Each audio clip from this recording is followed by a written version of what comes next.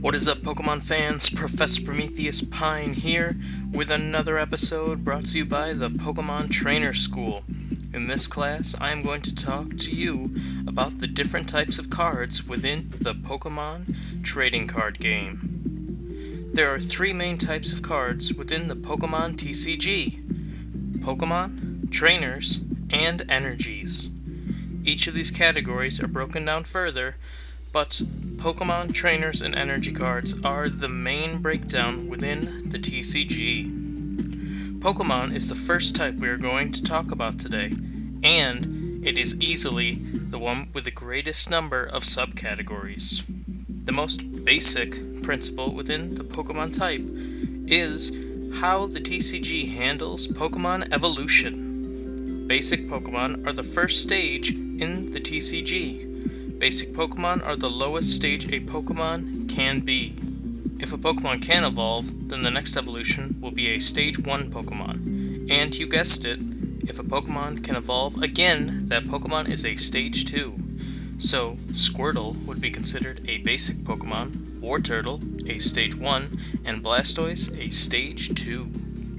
So, do you remember way back when, 10 seconds ago, when I said that a basic Pokemon is the lowest stage a Pokemon can be?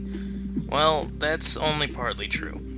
There have been several evolved Pokemon that are printed as basic Pokemon within the TCG. Several cards, like Pokemon EX, that is capital E, capital X, Pokemon SP, Pokemon GX, and Pokemon V, have been basics despite being evolution cards. Pokemon EX, capital skin, is a type of powerful Pokemon that was around in the Black and White and X and Y era of the game. These cards function similar to Pokemon EX, this time lowercase, which debuted in the Ruby and Sapphire era. In either case, EX cards are powerful basic Pokemon for capital E, capital X, or evolution cards for the lowercase versions, with higher HP than standard Pokemon. Another card that was evolved Pokemon under the basic label was Pokemon SP. These were Pokemon owned by trainers in the Diamond and Pearl era and were the precursors to Pokemon EX, capital E, capital X. Pokemon EX were able to Mega Evolve starting in the X and Y sets.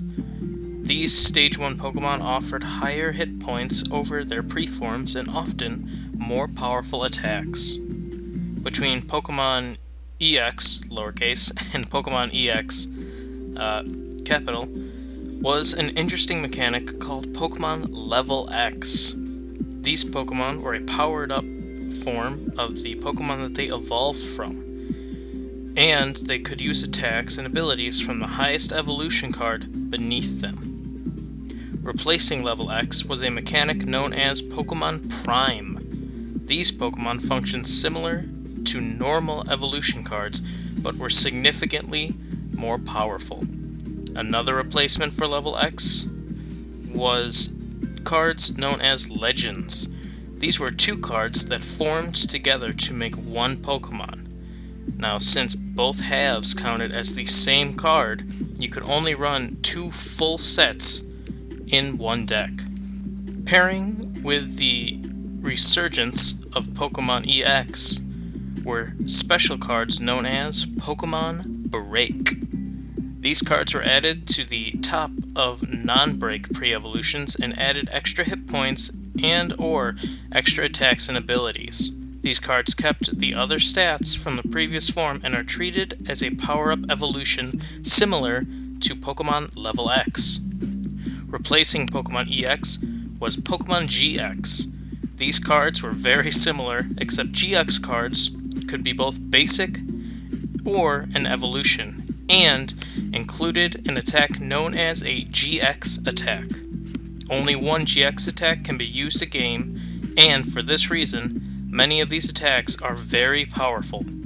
Also introduced in this set were Prism Star Pokemon. These cards, as they were not exclusive to Pokemon, there were trainer cards as well as energies that were Prism Star, were often powerful and for this reason, you could only have one copy of each of these cards in your deck.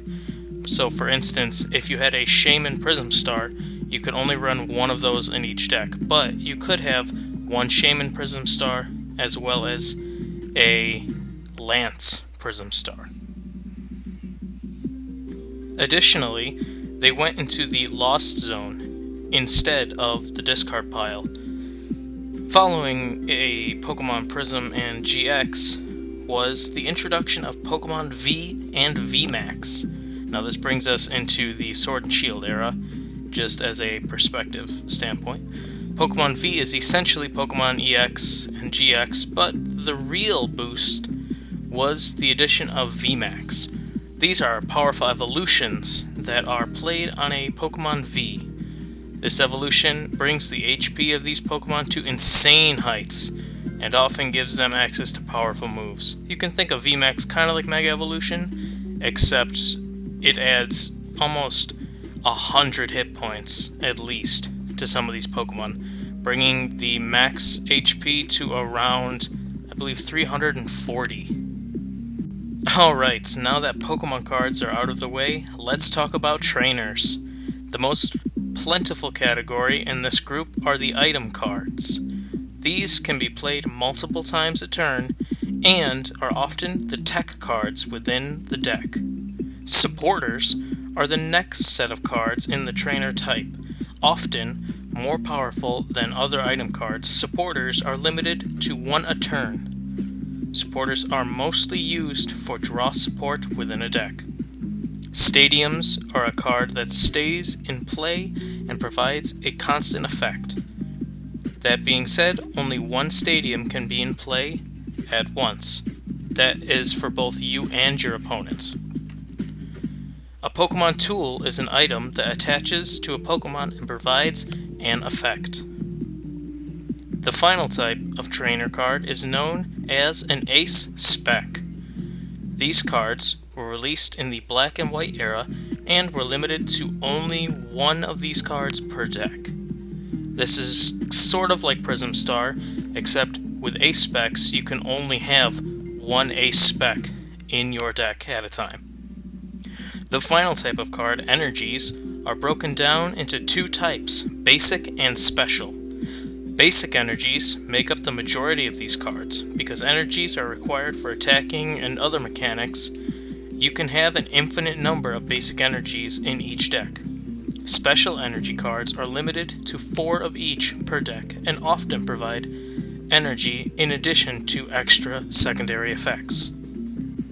Well, trainers, that was the types of cards within the Pokemon TCG. If you liked the video, click that thumbs up icon and subscribe to stay up to date on all of my new content.